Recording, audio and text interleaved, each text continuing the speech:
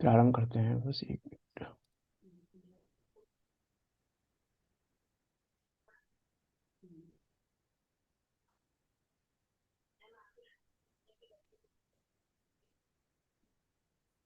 अभी भी नहीं आ रहा ना सही।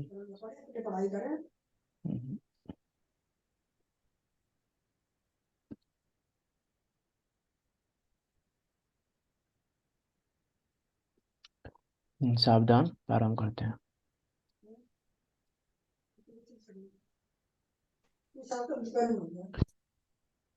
जय श्री ओम नमः सिद्धेभ्य। नमो हरिहंताणं, नमो सिद्धाणं, नमो आयर्याणं, नमो वज्रायाणं, नमो लोहे सव्यसाहुणं। मंगलम भगवान वीरो, मंगलम गौतमो गणे, मंगलम कुंदे कुंदार्यो, जैन धर्मोस्तु मंगलम। सर्वमंगल मांगल्यम, सर्वकल्याणकारकं, प्रदानं सर्वधर्माणां, जैनं जयतु शासनं, जैनं जयतु शासनं। तज जयति परम ज्योति, समं समस्तेरनंत पर्याय, दर्पण तल इव सकला, प्रतिफलति पदार्थ मालिका यत्र, परमागमस्य जीवं निषेध्य जात्यन्ध सिन्धुर्विधानम्, सकल ने विलसितानां, विरोधिमथिनं नमाम्यनेकान्तम्। आचार्य अमृतचंद देव द्वारा विरचित यह पुरुषा सिद्धि उपाय नामक ग्रंथ, जो 226 श्लोकों में निबद्ध है, और 226 श्लोकों के माध्यम से जो इष्ट उपाय की सिद्धि करने का उपाय बता रहे हैं, किस प्रकार से हम अपने सुख की प्राप्ति कर सकते हैं, किस प्रकार से हम अपने इष्ट, जो हमारे लिए इष्ट है सुख की प्राप्ति करना, उसको किस प्रकार से प्राप्त करें, उसकी सिद्धि करने का उपाय यह पुरुषा सिद्धि उपाय नामक ग्रंथ हमको बता रहा है, जिस पर हम चर्चा कर रहे हैं। हमारी चर्चा चल रही है मंगलाचरण पर, जो आचार्य अमृतचंद देव ने किया है ग्रंथ के प्रारंभ में। मंगलाचरण आप सबको याद कर लेना है, क्योंकि डेली बोलना है, तो दोनों श्लोक याद होनी चाहिए आप सबको। क्या कह रहे हैं देखो। तज जयति परम ज्योति, समम समस्तेरनंत पर्याय, दर्पण तल इव सकला, प्रतिफलति पदार्थ मालिका यत्र। इसका अनुवाद पढ़ के हम चर्चा प्रारंभ करते हैं। जिसमें दर्पण के तल की तरह समस्त पदार्थों का समूह अतीत, अनागत और वर्तमान काल की समस्त अनंत पर्यायों सहित प्रतिबिंबित होता है, वह सर्वोत्कृष्ट शुद्ध चेतना रूप प्रकाश जयवंत वर्तो, तज्जयति परम ज्योति।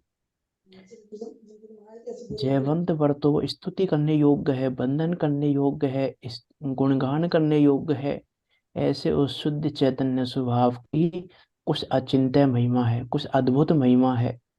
उसकी बात यहाँ आचार्य अमरचंद देव कह रहे हैं। क्या कह रहे हैं, कैसी है वो ज्योति कि जिसमें समस्त अनंत पर्याय एक साथ झलकती हैं, और कैसे दर्पण तल इव, दर्पण के तल के समान, दर्पण के तल के समान झलकती हैं। जैसे दर्पण में पदार्थ झलकते हैं वैसे झलकते हैं, बिल्कुल दर्पण के स्वभाव की तरह। वास्तव में ये दर्पण तल इव, दर्पण का उदाहरण देकर और उस ज्ञान ज्योति को बंधन करके आचार्य अमृतचंद देव ने, यदि मैं ये कहूँ कि इस मंगलाचरण में समय सार जी की 415 गाथा, 278 कलश, उनका सार है इस मंगलाचरण में। 415 गाथा, 415 गाथाएं दिख रही हैं इस मंगलाचरण में हमको। 415 गाथाएं हैं इस मंगलाचरण में, एक भी गाथा नहीं है इस मंगलाचरण से अलग।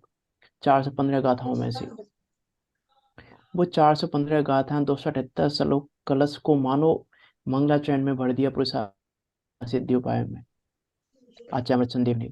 ऐसी बात है। यहाँ पे देखो क्या कह रहे हैं। टीका तो हमने पढ़ी ली थी कल, भावार्थ पे चर्चा चल रही है हमारी। एक बार पढ़ लेते हैं जितना पढ़ा था हमने, फिर आगे की चर्चा करते हैं। शुद्ध चेतना प्रकाश की कोई ऐसी ही महिमा है कि उसमें जितने भी पदार्थ हैं सभी अपने आकार सहित प्रतिभासमान होते हैं, और नव पदार्थों के जितनी भूत भविष्यत और वर्तमान पर्याय हैं वे सब प्रतिबिंबित होती हैं। किस प्रकार प्रतिबिंबित होती हैं? दर्पण तल इव, जिस प्रकार दर्पण के ऊपर के भाग में घटपट आदि प्रतिबिंबित होते हैं। तो कान ये में लगा लेते हैं। घटपट आदि से क्या मतलब है? आवाज सुनाई दिए, तुम ये कान में म्यूट लगा कर ले लें आप तुम्हारी जरा। सुनाई दिए। अरे बहुत बीच में बोलते हैं वो। क्या कह रहा था मैं? हाँ, कि घटपट आदि प्रतिबिंबित होते हैं, इसका क्या अर्थ है? घटपट से क्या अर्थ है घटपट का? बहुत जगह सुना होगा आपने सब घटपट। क्या अर्थ है घटपट का? देखो आचार्यों ने घटपट शब्द का प्रयोग किया है हर जगह। जहाँ जब ज्ञान और ज्ञेय के संबंध की बात की है तब वहाँ घटपट का अर्थ किया है। मीन घट और पट में विश्व के सारे पदार्थ शामिल ले लिए पंडित आचार्यों ने, घट में और पट में। मीन घट माने क्या होता है? घड़ा। और पट माने क्या होता है? वस्त्र। तो घट माने घड़ा, तो घड़ा जैसी जितनी वस्तुएं हैं, घड़ा मकान आदि सब। और पट में कपड़ा, अर्थात कपड़े जैसी सारी वस्तुएं। मीन्स घटपट आदि कहकर सारे पदार्थों को शामिल कर लिया। घटपट एग्जाम्पल है, प्रसिद्ध है। घटपट शब्द का प्रयोग यहीं पर नहीं किया है, हर जगह किया है आचार्यों ने। यहाँ दर्पण के दृष्टांत का प्रयोजन क्या है?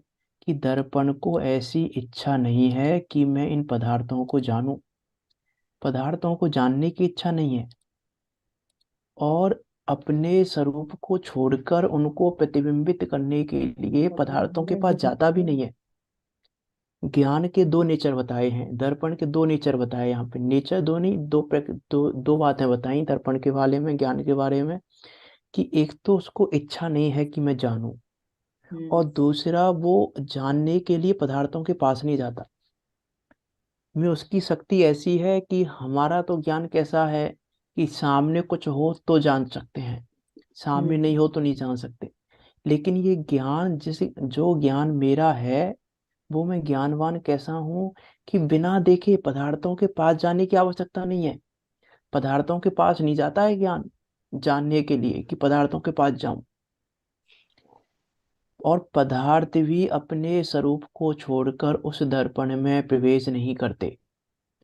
जैसे कोई पुरुष किसी दूसरे पुरुष से कहे कि हमारा यह काम करो ही करो, हमारा काम करो ये पहले, हमारा काम करो पहले ये, वैसे वे पदार्थ अपने को प्रतिबिंबित करवाने के लिए दर्पण से प्रार्थना भी नहीं करते। देखो ज्ञान के बारे में भी दो बातें कही हैं और ज्ञेय के बारे में भी दो बातें कही हैं।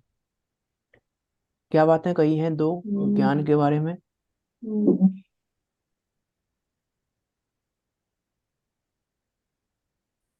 क्या बातें कही हैं दो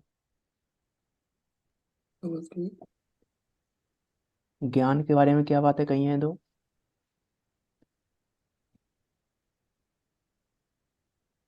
कल बताई थी, कल हो चुकी है ये बात तो। हमें तो आगे बढ़ना है आज। क्या बातें बताई हैं ज्ञान के बारे में?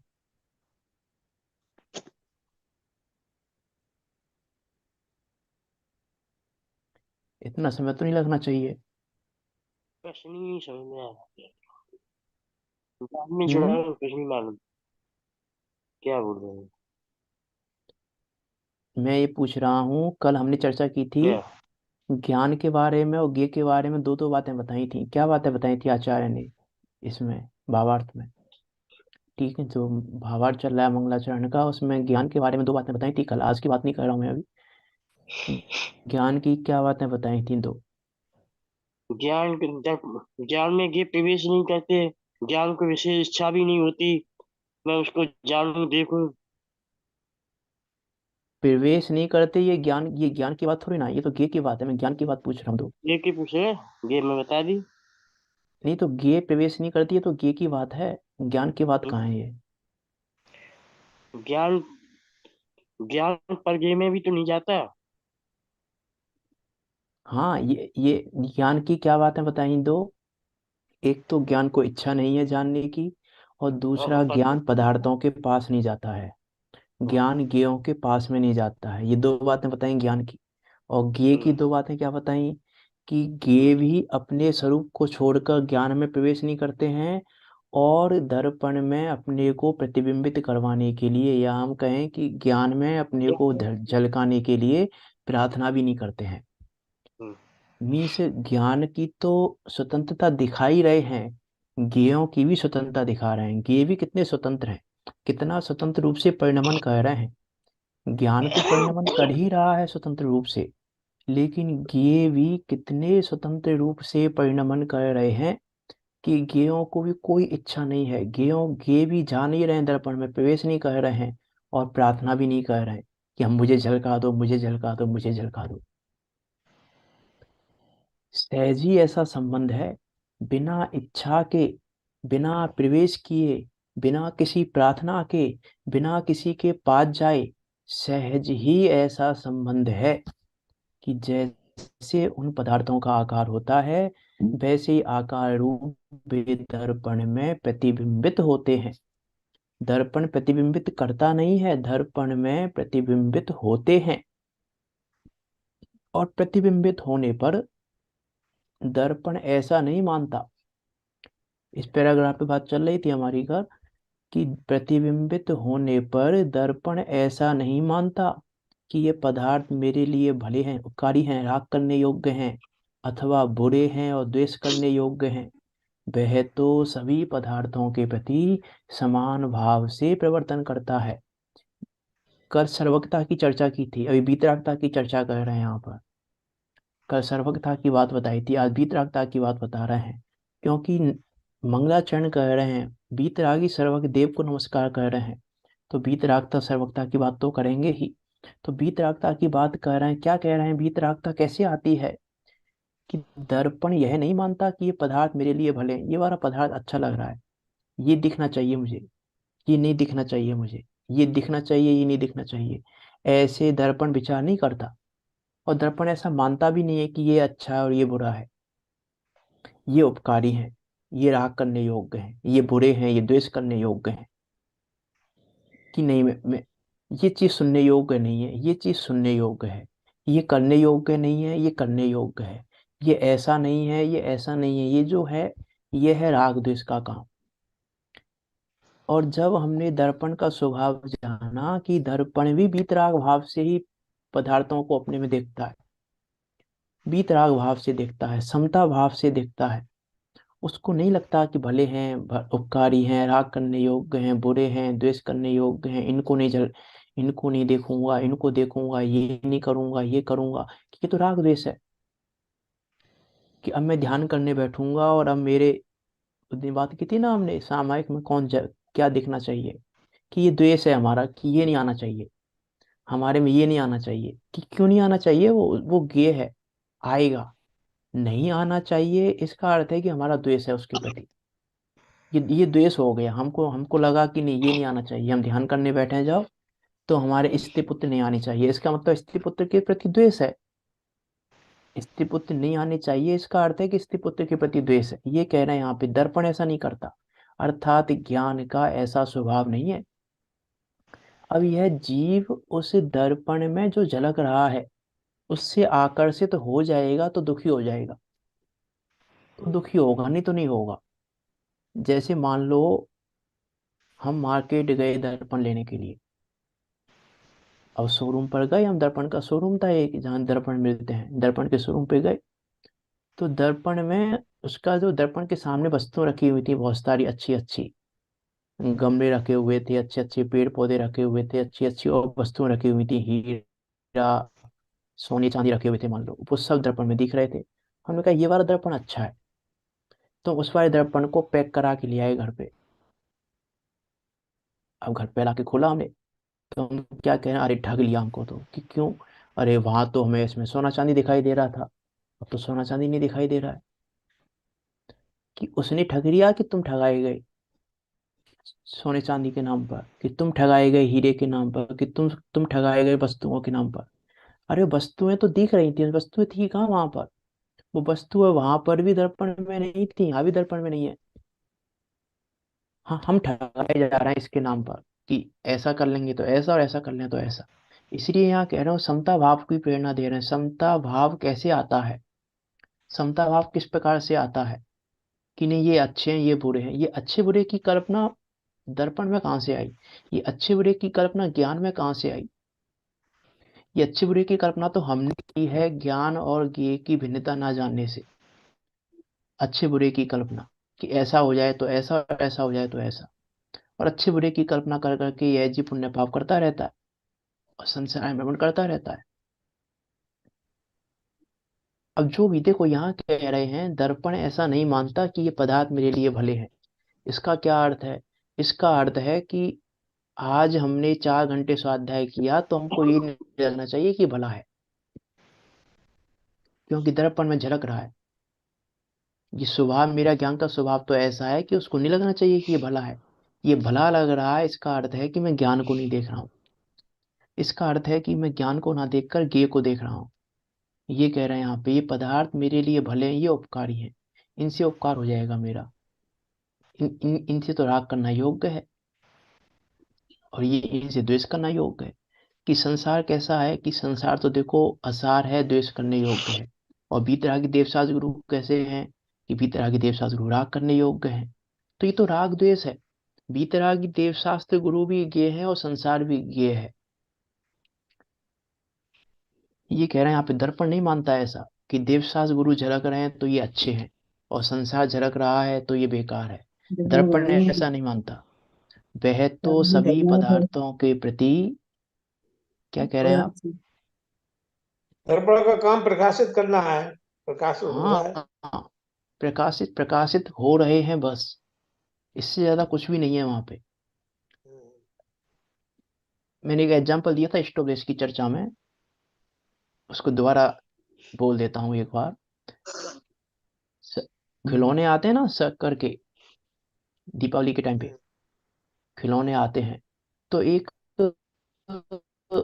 हाथी के आकार का खिलौना है। तो हाथी तो वहां पे नहीं है, लेकिन आकार हाथी का है कि नहीं है? है। है। हाथी जैसा आकार है, हाथी का आकार नहीं है। हाथी का शक्कर का आकार है कि आकार नहीं है। है? हाथी जैसा आकार है। हाथी हाथी जब जितना थोड़ी है। हाथी नहीं है, हाथी पर जैसा हाथी आकार का है, आकार हाथी का आकार है। है। यही आंसर आप सबने स्टोवेज की चर्चा में दिया था मुझे, और मैंने इस आंसर को वहां भी गलत बताया था और अभी भी गलत बता रहा हूँ। मैंने इसलिए एग्जाम्पल दोबारा दिया कि आपको स्मरण में कितना है। वहां भी मैं इसके को स्मरण नहीं, हमने निर्णय नहीं किया। अरे हाथी का आकार कहाँ है? शक्कर का आकार है, वहां हाथी का आकार कहाँ है? वो तो शक्कर की शेप है। वो तो शक्कर की शेप है, हमने उसको हाथी की शेप माना, ये हमारा अज्ञान है। अज्ञान है। हमने उसको हाथी का आकार माना, ये हमारा अज्ञान है। ये कह रहा हूं मैं। ये हाथी का आकार मान, ये यही भूल हो रही है ज्ञान के संबंध में। जो भूल हो रही है वो यही हो रही है कि हम उसको हाथी के आकार का देख रहे हैं। कि अरे हाथी का आकार तो है ही नहीं वहां पे, हाथी का तो नाम ही नहीं है, ना आकार में नाम है, ना हाथी नाम की वस्तु है वहां पे। वो तो शक्कर की शेप है, शक्कर का आकार है। हाथी का आकार कहाँ है वहां पे? कि हाथी का आकार भी नहीं है। ये जानने का नाम है भेद ज्ञान, ये जानने का नाम है सम्यक दर्शन, ये जानने का नाम है ज्ञान का आनंद। अब इसको, हम्म। अब देखो वहां हमने उसको हाथी का आकार माना तो परेशानी क्या होगी? हाथी का आकार माना तो परेशानी ये होगी कि इसकी थोड़ी सूंड अच्छी नहीं बनी, थोड़ी से और अच्छे से जमाते इसको, थोड़ा सांचा सही होता तो सूंड अच्छी से आती थोड़ी। थोड़े पैर थोड़े से इसके ऐसे हो गए थोड़ी इसकी पूंछ से ही नहीं बनी। थोड़ी इसका शरीर तो आता थोड़ा और अच्छा सा होता तो हाथी सही सा लगता थोड़ा ये। अब हमको बहुत सारे विकल्प खड़े हो रहे हैं, बहुत सारा राग द्वेष खड़ा हो रहा है, किसके नाम पर? उसको हाथी का आकार देखने के नाम पर। हाथी तो नहीं देख रहे हम उसको, ये तो पक्का है, हाथी नहीं देख रहे हैं हम उसको, लेकिन हाथी का आकार देख रहे हैं। तो हाथी का आकार देखने में हमारे राग द्वेष खड़े हो रहे हैं। और शक्कर का आकार देखने में क्या विकल्प आएगा?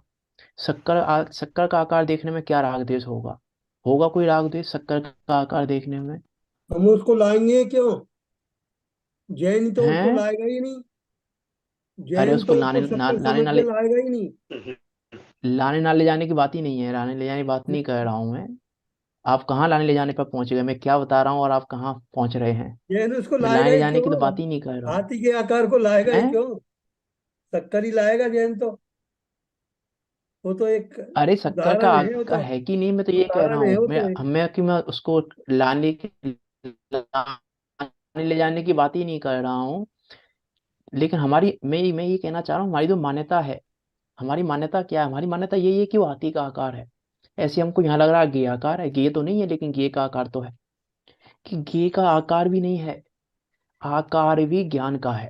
मैं तो ये कहना चाह रहा हूँ, वहां पे जिस समय गे झलक रहा है, उस समय भी आकार तो ज्ञान का ही है, गे का नहीं है।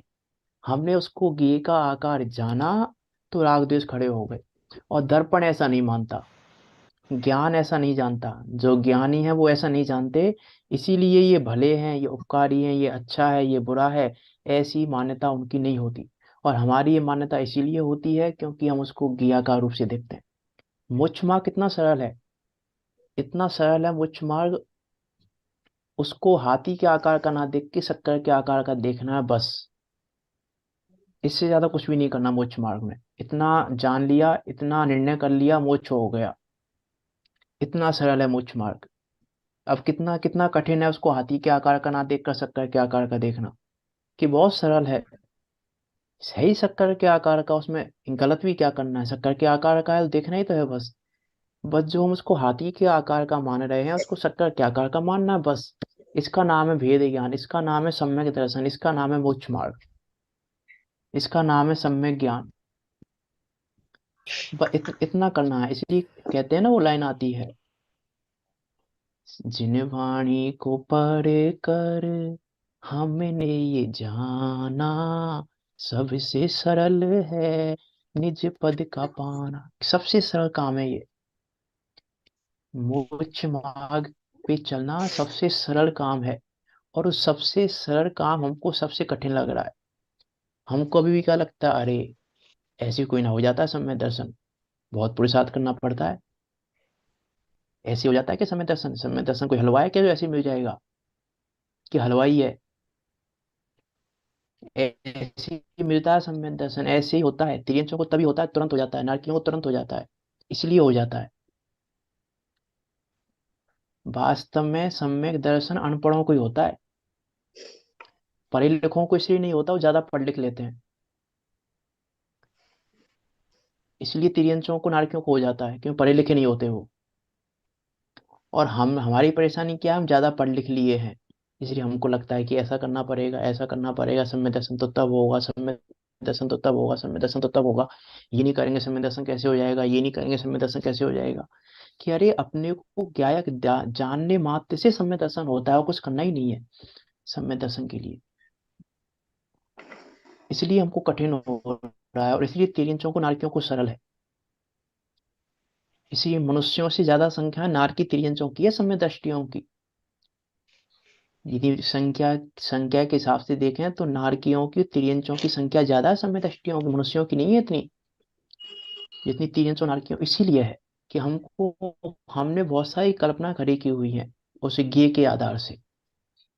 उस ज्ञान ज्ञ की भिन्नता ना जानने पर, नहीं जानने पर ये खड़ा हो रहा है, विसंवाद खड़ा हो रहा है, विसंवाद खड़ा कर रहे हैं हम। ये सब चीजें हो रही हैं, इसलिए समय दर्शन नहीं हो रहा है।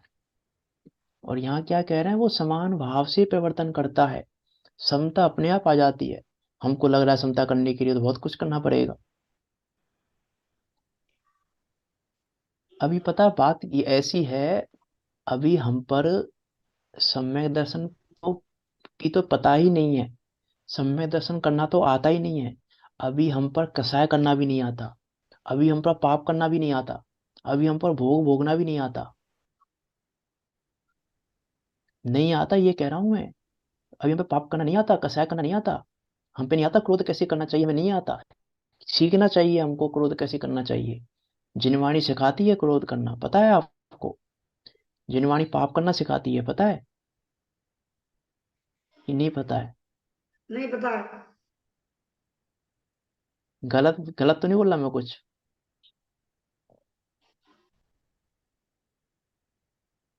जिनवाणी कसाय करना सिखाती है। अब नहीं हम नहीं सिखाती। सीखते उसको। मैंने अरे मैनेजमेंट है, कसाय करना सिखाती है। कसाय 12वें गुण स्थान तक होती है, सिखा रही है जिनवाणी। हमको लग रहा है कि अभी कसाय मिट जाएगी हमारी। जिनवाणी सिखा रही है कौन सी कसाय कैसे होती है कैसे नहीं होती है। हमारी अभी पता है घरों की लड़ाइयाँ किस वजह से हैं? घरों की लड़ाइयाँ इस वजह से हैं क्योंकि हम अपने बच्चों को कसाय करना नहीं सिखाते। पता है, हम कसाय करना नहीं सिखाते, इसलिए लड़ाइयाँ घरों घरों की, क्योंकि हमने बच्चे को कसाय करना नहीं सिखाया। गलत बोल रहा हूँ क्या मैं कुछ? कुछ गलत लग रही है क्या बात आपको? कुछ गलत लग रही है क्या बात? नहीं लग रही हो तो मैं आगे बढ़ूं फिर? कसाई सिखाई थोड़ी जाती है, कसाई होती है। अरे कसाय करना नहीं सिखाते हैं बच्चों को, इसलिए घरों में लड़ाइयाँ होती हैं। हम कहते हैं, हम उसको टोकते हैं कसाय करने पर। ऐसा मैंने सुना कहीं पर कि सही गुरु वो है जो अपनी शिष्य शिष्य गलती कर रहा हो तो उसकी गलती को देखकर प्रसन्न हो। वो है गुरु जो शिष्य की गलती को देखकर प्रसन्न हो। ऐसे ही माता पिता वो हैं जो बेटा कसाय कर रहा हो तो कसाय को देखकर प्रसन्न हो। उल्टा लग रहा है कुछ? क्योंकि देखो, कसाय तो वो करेगा, कसाय तो वो करेगा। अब हम चाहते हैं वो कसाय ना करे, हम उसको टोकते हैं। तो टोकते हैं तो भी संवाद बढ़ता है, कसाय तो होगी, लेकिन कसाय किस प्रकार होनी चाहिए ये हम नहीं सिखाएंगे। जैसे अभी आजकल क्या चल रहा है देखो, थोड़ी सी बात तो यहाँ यहीं की करनी है मुझे, थोड़ी 2 मिनट बात करके आगे बढ़ता हूँ। आज कोई भी बच्चा जब उसके मन में कुशील के भाव आ रहे हैं, वो कह नहीं सकता घर में किसी से, लेकिन उसको सिखाना चाहिए कुशील के भाव कैसे आते हैं। आते हैं कुशील के भाव तो आएंगे, कुशील के भाव तो आएंगे। अब हम उसको सिखाते नहीं है बच्चे को, इसलिए बच्चा बाहर से सीखता है। और जब बच्चा बाहर से सीखेगा तो गलत रूप में सीखेगा। जब बच्चा बाहर सीखेगा ना तो गलत रूप में सीखेगा। क्रोध करना हम नहीं सिखाएंगे तो बाहर सीखेगा, वो तो सीखेगा कि क्रोध तो आएगा। हम क्रोध करना नहीं सिखाएंगे, बाहर सीखेगा वो, और बाहर सीखेगा तो गलत रूप में सीखेगा। हम पाप करना नहीं सिखाएंगे, सीखेगा। जैसे देखो, बहुत सिंपल एग्जांपल दूं मैं, बहुत सिंपल एग्जांपल। छोटे बच्चे होते हैं, छोटे बच्चों को बहुत शौक होता है चाकू हाथ में लेने का, ब्लेड हाथ में लेने का। होता है कि नहीं होता है? अब हम क्या करते हैं वहां पे, कोई बच्चे ने ब्लेड हाथ में ले लिया, हम क्या करेंगे? हम उतना उससे चाकू चिल्लाएंगे भी ब्लेड नहीं लेना चाहिए हाथ में। अरे खिलौने की बात नहीं कर रहा हूं मैं, हम उससे ब्लेड छिनाएंगे कि ब्लेड नहीं लेना चाहिए। कह रहे ब्लेड तो, उसके ब्लेड हाथों लेने के भाव तो उसके आ रहे हैं। लड्डू पकड़ा देंगे उसको लड्डू। ये सिखाओ कि ब्लेड कैसे लेना चाहिए। उसको ये मत सिखाओ ब्लेड लेना नहीं है तुम्हें, उसको ये सिखाओ कि ब्लेड पकड़ना कैसे चाहिए, ब्लेड से काम करना कैसे चाहिए। अब तुम नहीं सिखाओगे ये, तो वो बाहर सीखेगा, वो फिर अपने आप सीखेगा। नहीं होता बचपन में जब हमको कोई चीज, हमको मान लो गैस जलाने की इच्छा हो रही है, चाकू चलाने की इच्छा हो रही है। अब माता पिता ने तो मना कर दिया कि नहीं चलाओगे, तो बच्चा क्या करता है फिर, कि ठीक है नहीं चलाएंगे, अब तुम मंदिर जाओ, पीछे से चलाएंगे हम। अब वो पीछे से चलाना सीखेगा, और पीछे से चलाने में क्या करेगा वो, अपने हाथ पे काटेगा। अब हमने क्या किया वहां पे, हमने उसको चाकू चलाना नहीं सिखाया। चलाना सिखाना चाहिए, ये कह रहा हूं मैं तो। ऐसे ही हम यदि उसको मैनेजमेंट कैसे करना चाहिए कसाय का, कसाय का मैनेजमेंट है जिनवाणी में, कि कसाय मैनेजमेंट कैसे करनी चाहिए कसाय का। हम पे नहीं आता कसाय का मैनेजमेंट करना, और हम सिखाते भी नहीं है। इसीलिए घरों की लड़ाइयाँ इसलिए बढ़ती हैं, क्योंकि हम सिर्फ टोकते हैं। कसाई के नाम पे क्या करते हैं? टोकते हैं। चाकू हाथ में लिया, बच्चे को टोक दिया हमने। अब हमने जैसे बच्चे ने चाकू हाथ में लिया ना, हमने उसको टोक दिया, तो बच्चा समझ गया। क्या समझ गया? कि माता पिता के सामने चाकू को हाथ में नहीं लेना है, क्योंकि माता पिता क्या करेंगे? टोकेंगे। अब वो तुम्हारे सामने तो नहीं लेगा हाथ में, लेकिन पीछे से लेगा। लेगा तो सही, वो ऐसी कुशील के भाव तो करेगा, वो कुशील के भाव तो आएंगे। अब तुम मैनेज नहीं करोगे तो बाहर से मैनेज करेगा वो, फिर और बाहर से मैनेज करेगा तो फिर वो बिगड़ेगा, क्योंकि बाहर से गलत रूप में सीखेगा फिर कुशील के भाव को। ऐसे ही क्रोधमान माया लोभ में लगाना, पाप में भी लगाना।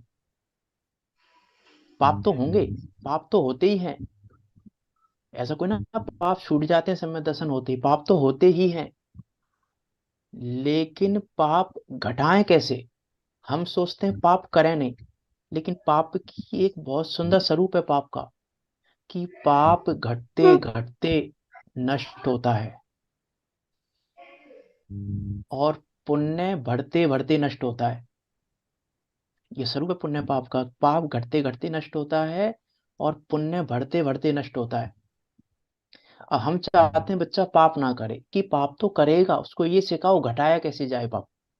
पाप नहीं किया जाए ये सिखाओगे तो पाप करेगा ही, वो पाप बढ़ेंगे फिर। इसलिए कसाय बढ़ती हैं घरों की, इसलिए पाप बढ़ते हैं घरों में, क्योंकि हमें वो मैनेजमेंट करना नहीं आता। यहाँ चलता हूँ मैं, वो बात कही थी इसलिए आपको उसको गलत वे में ना लें, इसलिए मैंने एग्जाम्पल वगैरह दे के बात कर दी है पूरी।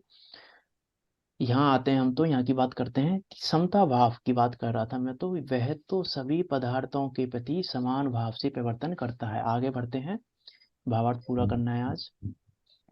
जिस प्रकार दर्पण में कितने ही घटपट आदि पदार्थ प्रतिबिंबित होते हैं, उसी प्रकार ज्ञान रूपी दर्पण में समस्त जीवादि पदार्थ प्रतिबिंबित होते हैं।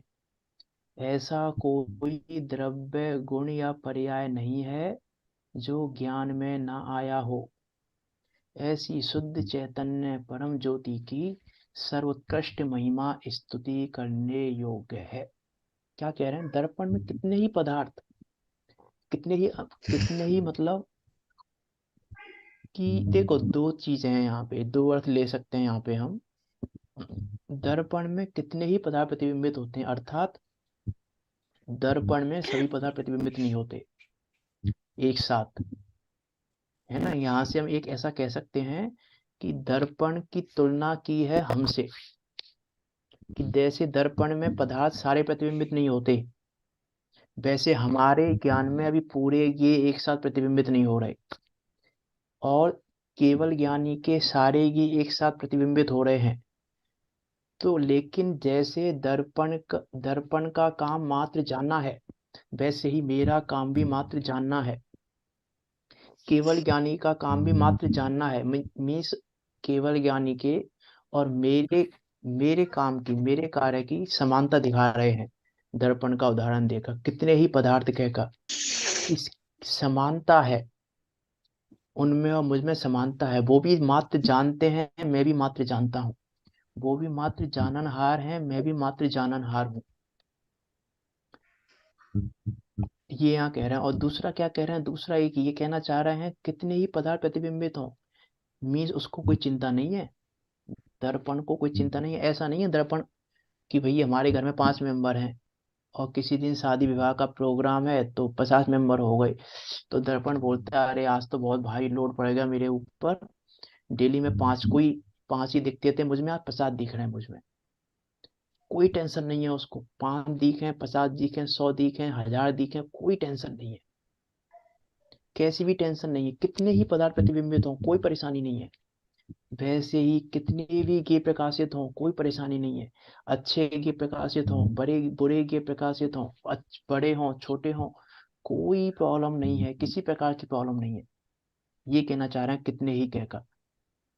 जिस प्रकार दर्पण में कितने ही घटपट आदि पदार्थ प्रतिबिंबित होते हैं, उसी प्रकार ज्ञान रूपी दर्पण में समस्त जीवादि पदार्थ प्रतिबिंबित होते हैं।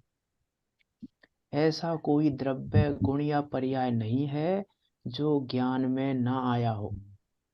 ऐसी शुद्ध चैतन्य परम ज्योति की सर्वोत्कृष्ट महिमा स्तुति करने योग्य है।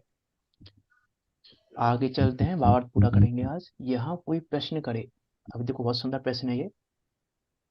यहाँ कोई प्रश्न करे कि यहाँ गुण का स्तवन तो किया किंतु किसी पदार्थ का नाम नहीं लिया, उसका कारण क्या? कि यहाँ आप ज्ञान ज्ञान ज्ञान ज्ञान की बात कर रहे हो, ज्ञान की ही चर्चा कर रहे हो कि ज्ञान ऐसा है, परम ज्योति है, उसमें अनंत परियां झलकती हैं, दर्पण के तल की तरह है, सभी पदार्थों को प्रतिबिंबित करता है। लेकिन किसके ज्ञान में? पदार्थ का नाम तो ले ही नहीं रहे हो, किसको नमस्कार कर रहे हो तुम? यहाँ तुम गुण गुण को स्तवन क्यों कर रहे हो? गुण को याद क्यों कर रहे हो? पदार्थ को तो याद करो। पदार्थ नमन किसको कर रहे हो तुम? किसकी वंदना कर रहे हो? स्तवन गुण का किया, किसी पदार्थ का तो नाम नहीं लिया, उसका कारण क्या? प्रथम पदार्थ का नाम लेना चाहिए, पश्चात गुण का वर्णन करना चाहिए। कह रहे तुम मिठास मिठास मिठास की बात कर रहे हो, नाम तो लिया ही नहीं किसकी मिठास है, नमक की है कि शक्कर की है, नाम तो लिया ही नहीं तुमने पदार्थ का। पूरी गुण गुण की चर्चा किए जा रहे हो। प्रश्न आया? प्रश्न में क्या कहना चाह रहे हो? प्रश्न समझ में आ गया तो उत्तर समझ में आएगा। क्या कह रहे हैं प्रश्न में कि भाई तुम गुण का स्मरण क्यों कर रहे हो? पदार्थ का स्मरण करना चाहिए ना, पहले पहले व्यक्ति का स्मरण स्मरण करो, फिर व्यक्ति के गुण का स्मरण करो। अब देखो क्या सुंदर उत्तर दिया है नीचे। यहाँ आचार्य ने अपनी परीक्षा प्रधानता प्रकट की है। परीक्षा प्रधानता दिखाई है यहाँ आचार्य मच्छन देव ने। आचार्य मच्छन देव कह रहे हैं मैं आज्ञा प्रधानी नहीं हूँ, मैं परीक्षा प्रधानी हूँ। भक्त दो प्रकार के होते हैं। देखो क्या कह रहे हैं, भक्त दो प्रकार के होते हैं, एक आज्ञा प्रदानी और दूसरे परीक्षा प्रदानी। जो जीव परंपरा मार्ग से चले आए, जैसे तैसे देव गुरु का उपदेश प्रमाण करके विनय आदि क्रिया रूप प्रवर्तन करते हैं, उन्हें आज्ञा प्रदानी कहते हैं। वो कार्यकारी नहीं है, ये कह रहे हैं। आज्ञा प्रधानता कार्यकारी नहीं है कि तुमने आज्ञा से वध, हाँ गुरु ने कहा है उपदेश प्रमाण कर लिया, गुरु ने कहा है बैठो तो बैठेंगे, गुरु ने कहा खड़े हो जाओ तो खड़े हो जाएंगे, कि ये तो आज्ञा प्रधानता है, ये निर्णय नहीं है आपका। यहाँ कह रहे हैं निर्णय करो। आचार्य ने यहाँ अपनी निर्णय की प्रधानता को प्रकट किया है कि मैं परीक्षा प्रधानी हूँ, आज्ञा प्रधानी नहीं हूँ।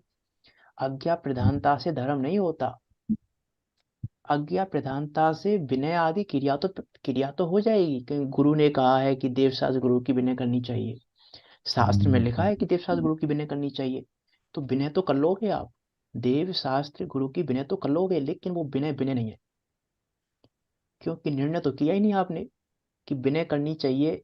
गुरु ने कहा कि देवशास्त्र गुरु की विनय करनी चाहिए, तो क्यों करनी चाहिए, कैसे करनी चाहिए, ये प्रश्न तो किए नहीं हमने। ये प्रश्न कब आएंगे? परीक्षा प्रधानता होगी कि भाई क्यों करें हम विनय, कैसे करें हम विनय, कि आप कह रहे हो ऐसा है तो ऐसा क्यों है। भाई आपने कह दिया कि ऐसा है, कोई भी बात कह दिया आपने कि ऐसी है, तो वो बात ऐसी है क्यों? हमने इसका निर्णय किया कि नहीं किया, कि नहीं गुरु के उपदेश को प्रमाण कर लिया हमने, तो कि गुरु का उपदेश प्रमाण है हमारे लिए, तो कि गुरु ने कहा है तो सत्य ही होगा, कि कैसे सत्य होगा ये तो निर्णय करो पहले, कि आप गुरु के उपदेश को सत्य मान रहे हो कि निर्णय करके सत्य मान रहे हो। अब आज्ञा प्रदान की चर्चा तो बहुत है कि हम किसकी, जैसे तैसे गुरु देव गुरु का उपदेश प्रमाण करके विनय आदि क्रिया रूप प्रवर्तन करते हैं, उन्हें आज्ञा प्रदानी कहते हैं। कि हम निर्णय नहीं करते।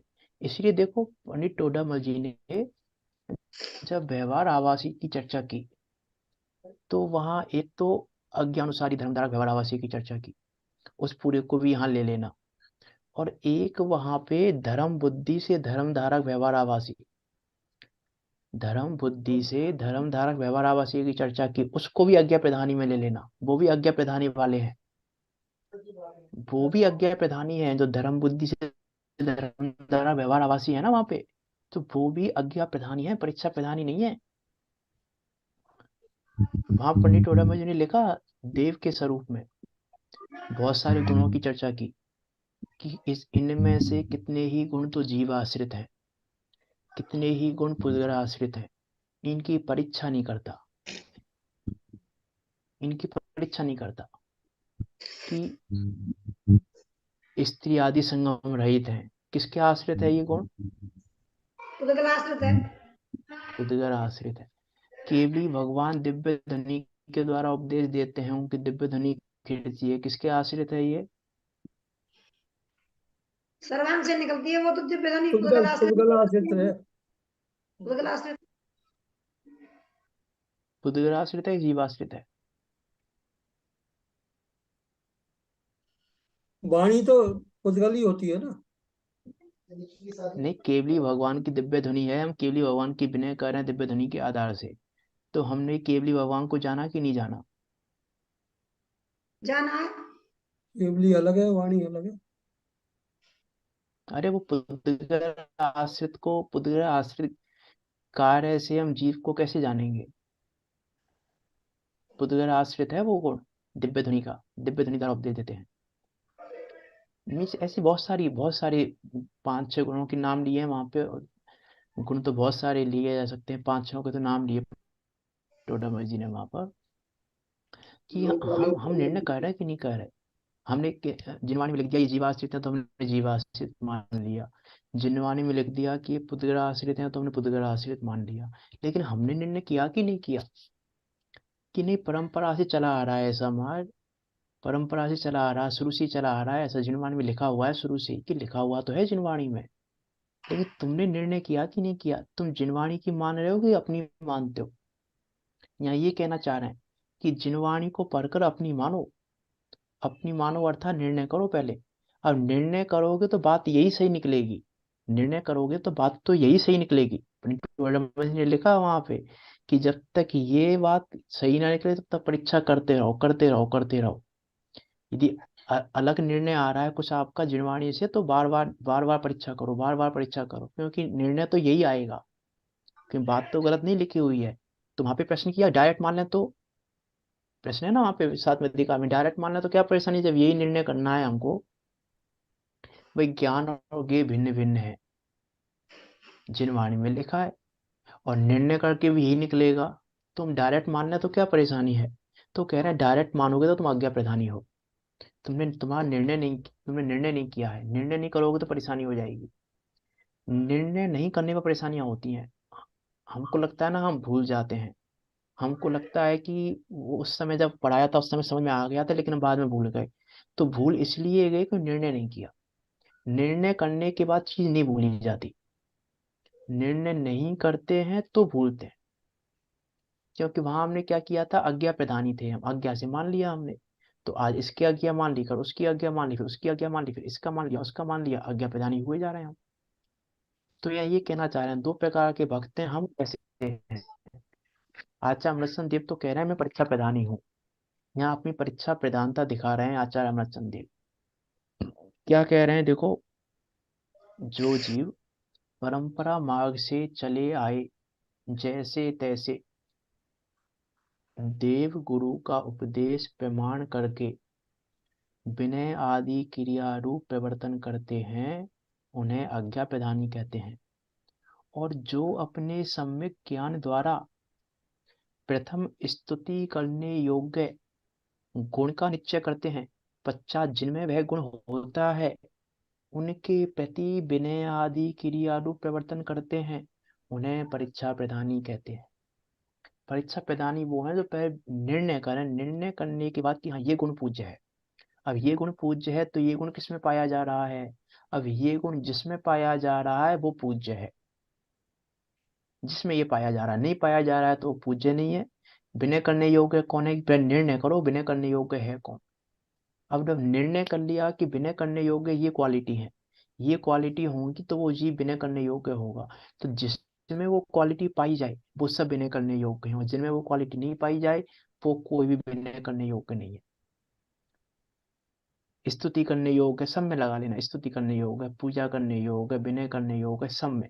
कि कौन है विनय करने योग्य, कौन है स्तुति करने योग्य, कौन है पूजा करने योग्य, कौन है? नमन करने योग्य कौन है, ध्यान योग्य कौन है, जानने योग्य कौन है, सब चीजों में लगाना उसको, सब चीजों का निर्णय करना पड़ेगा। हम निर्णय नहीं करेंगे तो परेशानी हो जाएगी, निर्णय करेंगे तो परेशानी नहीं है।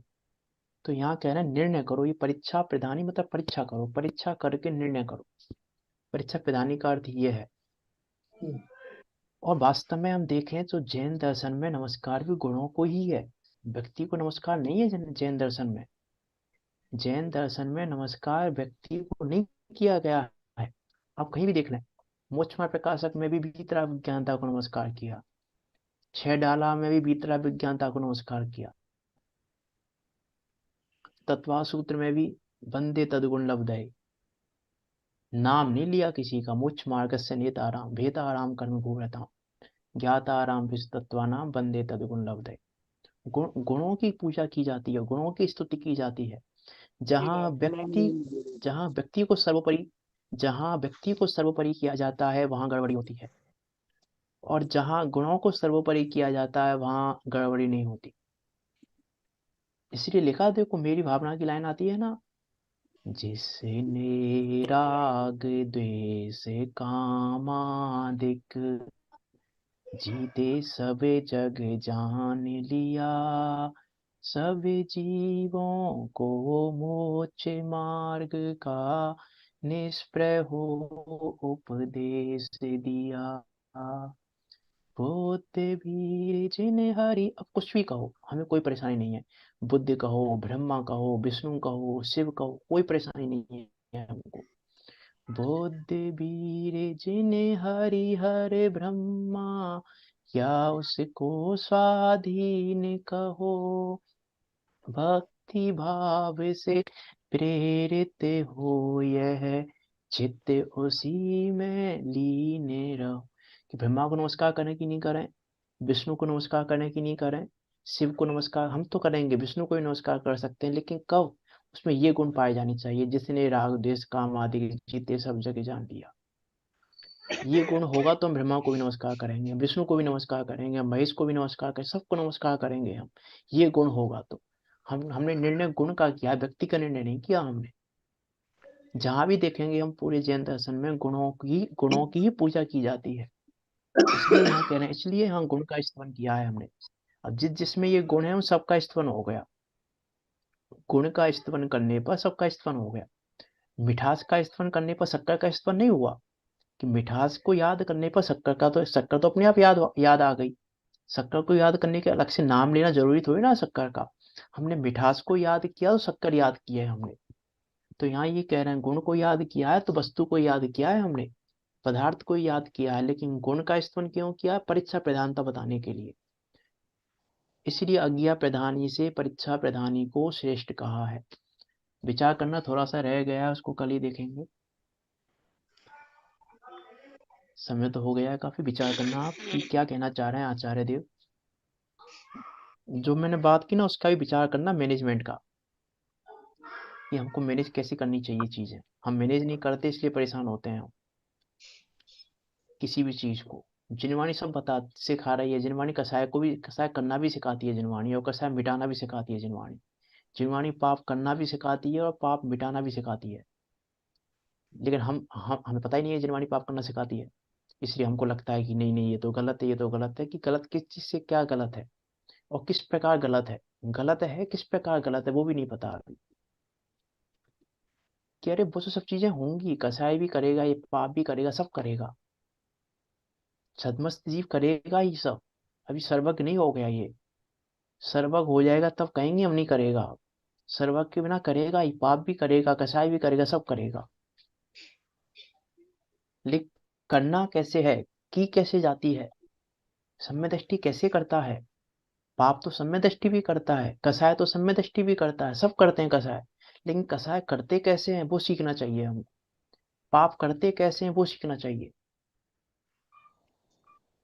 विचार करना क्या कहना चाह रहे हैं आचार्य अमृतचंद देव यहाँ पर। उस ज्ञान ही सर्वत्र पूजा की जाती है, ज्ञान की, ज्ञान सर्वत्र पूज्यते, ज्ञान की ही पूजा है। क्योंकि ज्ञान की पूजा करने पर ज्ञानवान की पूजा तो अपने आप हो गई। ये यहाँ कहना चाह रहे हैं। गुण का स्तवन किया, इसलिए किया है गुण का स्तवन, इसीलिए हमने गुण को नमस्कार किया है। वो ज्ञान ज्योति जयवंत बरते, वो ज्ञान ज्योति की जय हो, उसकी बात हमने इसीलिए की है। यहाँ पर हम परीक्षा प्रधानी है, आज्ञा प्रधानी नहीं है। हम भी विचार करें हम परीक्षा प्रधानी है कि आज्ञा प्रधानी है, उसका विचार करके हम भी परीक्षा प्रधानी बने और परीक्षा करके निर्णय करके मोक्ष मार्ग में आगे बढ़ते हुए निकट काल में सिद्धों के बीच जाकर विराजमान हो। इसी मंगल भावना के साथ अभी की बात को यहाँ विराम देते हैं। कोई शंका हो आपकी तो पूछ सकते हैं।